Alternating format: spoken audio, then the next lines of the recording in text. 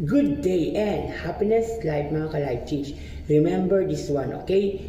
Time pass, life age. So habang lumilipas ang time, hindi mo na maibabalik yan. Kaya dapat maging maayos, mahusay ang paggamit mo ng time.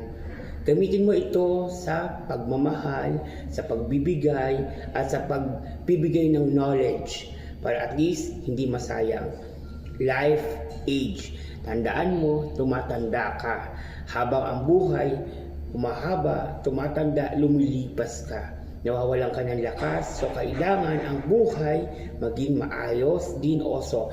Pangalagaan ng kalusugan nang lalo itong humaba at bigyan time ang iyong kalusugan para naman yung paghaba ng buhay mo is mas maging meaningful dito sa mundo. Remember, the key is take care of yourself, love yourself, and do good for yourself. God bless.